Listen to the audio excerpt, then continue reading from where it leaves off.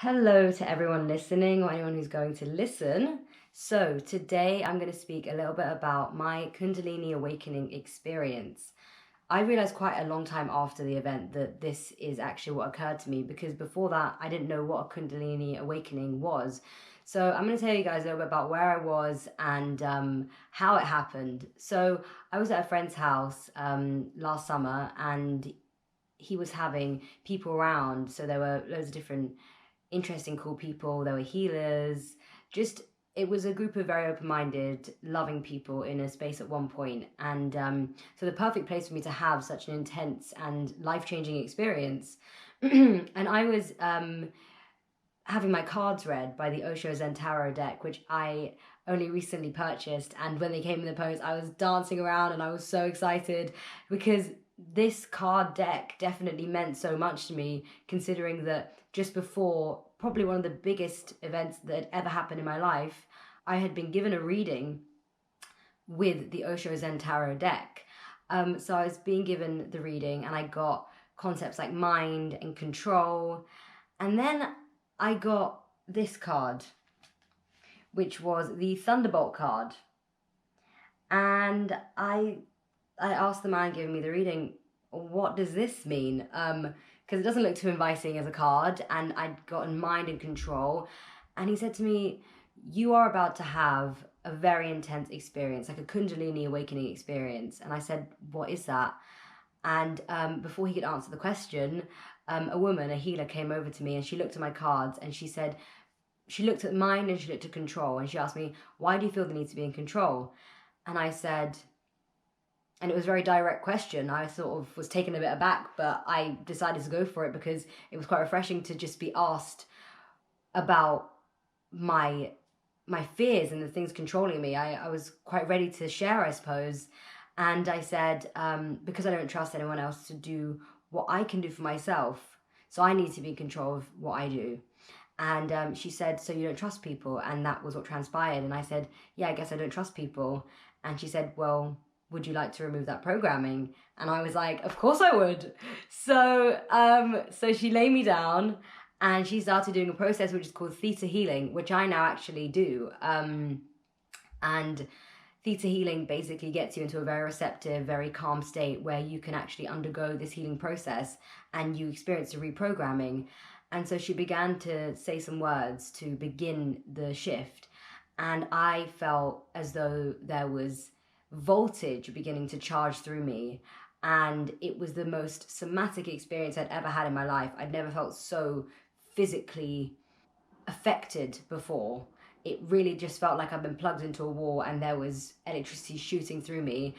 And it was very, very intense. I just had my eyes closed and I was shouting and I was crying and just having this major release. And I was out on grass in my friend's garden. And so, you know, just out in the open, having my moment. And so the healing that she did on me must have lasted maybe 20 minutes. I'm not entirely sure, because at that point my perception of time had completely gone out of whack and I was not in linear time anymore. I was completely internal, experiencing my body, and at the same time as experiencing the theta healing, I was also having body work done on me to move energy around my body and move energy out of my body. Like, for instance, the energy of distrust was being released, and then she called in angels to come and help assist in the removal of these energies that I no longer needed. And what rose up in me was the shadow of anger rose up from my body. And as the healer invited in the angelic healing, I felt a physical sense of something grabbing energy from my body and taking it up into wherever it needs to go. And she was saying, take this up into the light of source to be transmuted. And so it was literally a reprogramming and a removal of this energy from my system. And my mum's Israeli, and I began to speak Hebrew actually when the angels were involved in the healing, because I felt at that point that it was right and it had more force. And yeah, it was a massive, massive emotional release, a massive shift. And then after that initial healing, I began to just feel like I was downloading information, and I just lie on the ground for ages, trying to get as streamlined as possible, because I thought, okay, if my body is just very streamlined, I can actually absorb what's coming through me. And I then went off into the woods and I lay on some rocks and I looked up at the trees and just felt very, very serene and relaxed and very in my body again. But in a much more solid way than I ever had before. It was as if the space that had been taken up by other emotions and energies in my body had finally been released, and my whole being could just infuse myself. And then I came to eat dinner with everyone, and I was a bit awkward because I'd had my moment and everyone had seen me on the floor crying, being just expressive. And I also obviously had an insecurity. I just thought, what a scene I'd made. Oh my God. But everyone there was so understanding and found it a very beautiful moment. And I went over to the guy that had done the reading for me. And as you know, we left the reading on this Thunderbolt card. And he said to me, you asked what a Kundalini Awakening Experience was? And I said, yeah. And he went, well, there you have it. And I was like, well, what was that all about? I still don't understand what happened, but okay. And I can honestly say from that moment on, everything in my life changed.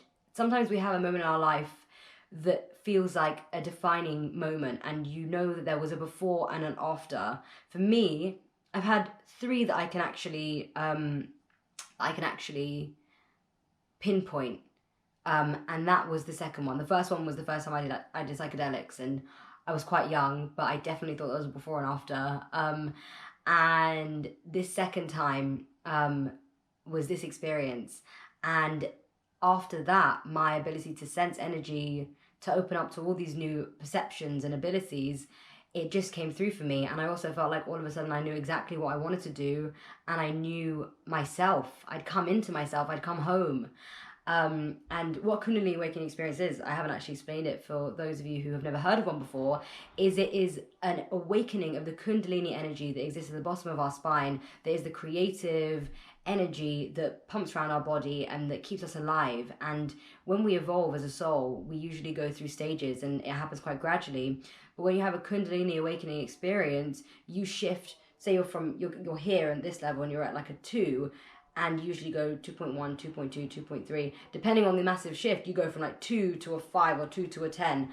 And I made a massive shift, a massive leap. And then obviously change then comes back in increments. But it was a very scary and amazing leap that has led to so much abundance and so much joy and so much wisdom and a remembering of my soul's knowledge. And it's magical, really. And I've heard that there are yogis and there are people who try to induce a Kundalini Awakening experience. And I actually practice Kundalini yoga and also teach it.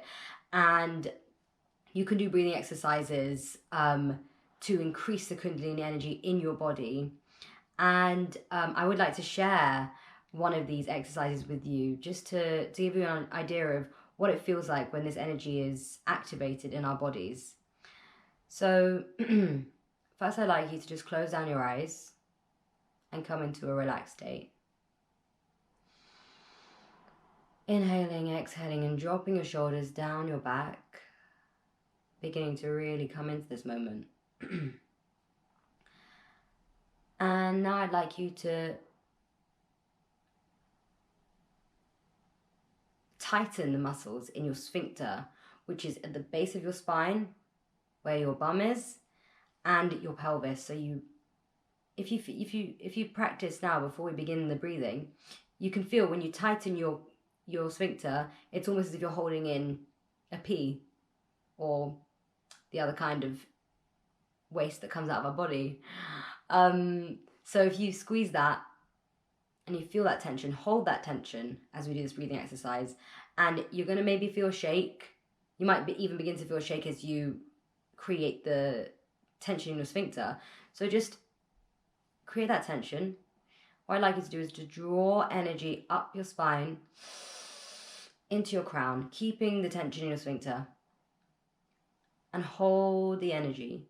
Hold the breath in your crown for 10, 9, 8, 7, 6, 5, 4, 3, 2, 1.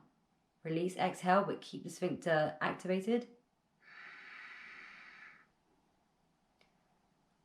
And again, draw energy up your spine. Imagine lights coming up into your crown from your tailbone. Holding that tension in your sphincter. And we'll hold for 10, 9, 8, 7, 6, 5, 4, 3, 2, 1. Exhale, keeping that tension in your sphincter. And we'll do one more breath. Drawing light, drawing energy, that Kundalini energy up your spine, into your crown. And we're holding the breath, holding the energy, holding the light in the crown. Bringing the Shakti energy in our base up into the Shiva energy in our crown. Merging the divine masculine, divine feminine. Holding the breath. And we'll go for 5 more seconds. 5, 4, 3, 2, 1. Release your sphincter. Come back into your normal breath. And just feel the energy around you. Do you feel warmer? Do you feel more energized? Do you feel more clarity in your head? And this energy that we've suspended and released, drawn up and down our spine, this is our Kundalini life force energy. And activating this energy once a day allows us to really enter a space of energized and active and alive energy. And if you had your eyes closed, open your eyes. Well, yeah, that's the end of the exercise. And I just wanted to do that exercise with you to give you a little taster of what the Kundalini energy is and how vibrant and amazing it is, and how when you do a little bit of the exercise, you get a little bit of that Kundalini energy building up in your body, but nothing like when you have a Kundalini awakening and it's that energy maybe times 100. It's a really vast sensation of energy pumping through your body. But the reason I want to do that exercise with you is just to give you an idea of what Kundalini energy feels like when you begin to activate it and move it around you.